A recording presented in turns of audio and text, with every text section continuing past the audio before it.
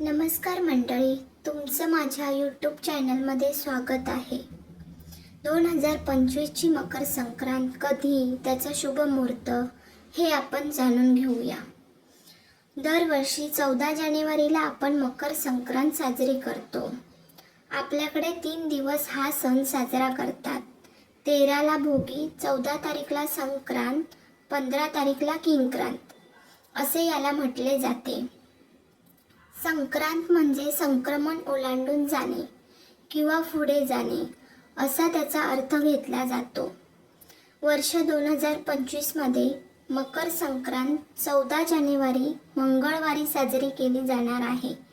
यावेळी सकाळी 8:55 सूर्य धनु राशीतून मकर राशीमध्ये प्रवेश करणार आहे.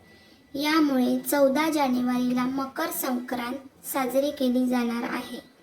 या दिवशी गंगा स्नान करणं आणि दान करणं याला विशेष महत्त्व आहे. हिंदू धर्माच्या मान्यतेनुसार मकर संक्रांतीला सूर्याची पूजा केली जाते. या दिवशी सूर्य मकर राशीत प्रवेश झाल्याने दिवस मोठा होतो आणि थंडी हळूहळू कमी होते. मकर संक्रांत हे नवीन पिकाच्या आगमनाचे प्रतीक आहे. या दिवसापासून सूर्य दक्षिणायनातून उत्तरायणाकडे सरकतो.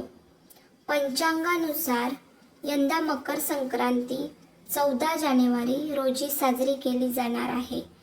या दिवशी गंगा स्नान दान करण्याचा शुभ मुहूर्त सकाळी 9:03 सुरू होईल आणि संध्याकाळी 5:46 पर्यंत चालेल. मकर संक्रांतीच्या दिवशी काळे वस्त्र परिधान करण्याची प्रथा आहे. काळा रंग अशुभ नाही. सौभाग्याचं लेणं मंगळसूत्राच्या मण्यांचाही रंग काळाच असतो. मकर संक्रांतीच्या दिवशी रात्र मोठी असते. या दिवसापासून दिनमान वाढायला सुरुवात होते. काळोख्या मोठ्या रात्रीला काळ्या रंगाची वस्त्रे नेसून निरोप दिला जातो. कारण म्हणजेच या वस्त्राचा काळा रंग हा उष्णता शोषून घेतो. मकर संक्रांती ही थंडीमध्ये येत असते. थंडीच्या दिवसात शरीर उबदार राहावे म्हणून मकर संक्रांतीला काळ्या रंगाचे वस्त्र परिधान करण्याची प्रथा आहे.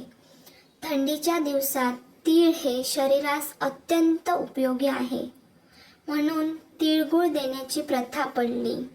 वर्षभरात कुणाशीही भांडण झाले असेल तर मकर संक्रांतीच्या दिवशी तिळगुळ देऊन क्षमा करूया आणि विसरून जाऊया हा संदेश देण्याची प्रथा आहे. मकर संक्रांतीच्या खूप खूप शुभेच्छा.